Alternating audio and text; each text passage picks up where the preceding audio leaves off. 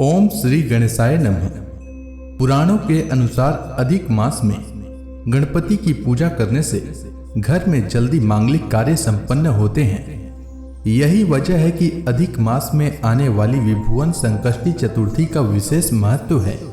अभी साल 2026 का अधिक मास चल रहा है, जो कि हर 3 साल पर लगता है। इस महीने में किया गया हर एक व्रत मनुष्य के जीवन में अपना सकारात्मक प्रभाव लाता है। संकष्टी चतुर्थी का व्रत, जैसा कि आप सभी जानते हैं, कि सभी संकटों को हरने वाली है। इस दिन विघ्नहर्ता भगवान गणेश की पूजा की जाती है। व्रती इस दिन सूर्योदय से लेकर चंद्रमा उदय होने के समय तक उपवास रखते हैं। संकष्टी चतुर्थी के दिन व्रती व्रत रखते हैं और गणेश जी की पूजा करते हैं। रात्रि के समय में चंद्रमा को जल अर्पित करने के बाद ही यह व्रत पूरा होता है। संकष्टी चतुर्थी के व्रत में चंद्रमा की पूजा अनिवार्य है। आइए जानते हैं अधिक मास में पड़ने वाली संकष्टी चतुर्थी की शुभ मुहूर्त के बारे में। चतुर्थी तिथि का प्रारंभ 3 जून 2026 को रात 9:21 से होगा और चतुर्थी तिथि का समापन 4 जून को रात 11:30 तक होगा। उदया तिथि के अनुसार अधिक मास के कृष्ण पक्ष की चतुर्थी 4 जून को है, पर संकष्टी चतुर्थी व्रत उस दिन रखा जाता है जिस दिन चतुर्थी तिथि में चंद्र दर्शन प्राप्त हो। इसलिए अधिक मास के संकष्टी चतुर्थी का व्रत 3 जून को रखा जाएगा। 3 जून को सूर्योदय का समय सुबह 5:23 और सूर्यास्त का समय शाम 7:15 रहेगा। इस दिन चंद्रोदय का समय रहेगा रात 10:04। अब आइए जानते हैं संकष्टी चतुर्थी की पूजा विधि के बारे में। संकष्टी चतुर्थी के दिन आप प्रातःकाल सूर्योदय से पहले उठ जाएं।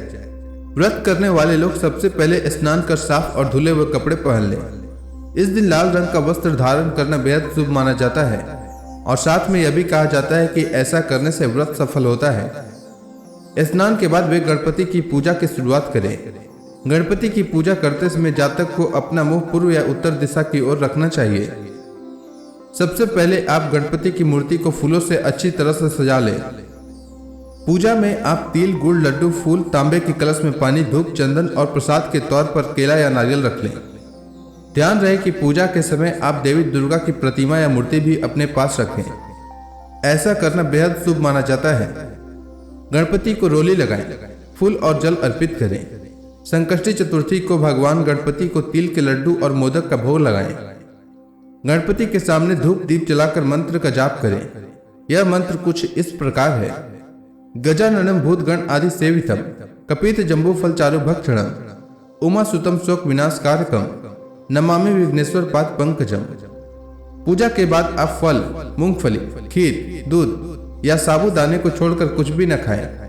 बहुत से लोग व्रत वाले दिन सेंधा नमक का इस्तेमाल करते हैं, लेकिन आप सेंधा नमक नजरअंदाज करने की कोशिश करें। शाम के समय चांद के निकलने से पहले आप गणपति की पूजा करें और संकष्टी चतुर्थी व्रत की कथा का श्रवण करें।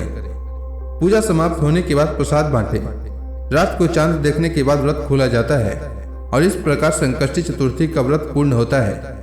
संकष्टी चतुर्थी पर माताएं अपनी संतान की लंबी आयु के लिए भगवान गणेश की विधि विधान से पूजा और मंत्रों का जाप करती हैं, जिससे भगवान श्री गणेश प्रसन्न होते हैं। गणपति बप्पा जब प्रसन्न होते हैं तो फिर कोई भी इच्छा अपूर्ण नहीं रहती है। ऐसे में संकष्टी चतुर्थी के दिन गणेश मंत्रों का जाप अवश्य करना चाहिए। आज के इस वीडियो में हम आपको गणेश भगवान को प्रसन्न करने के लिए कुछ मंत्र बताने वाले हैं।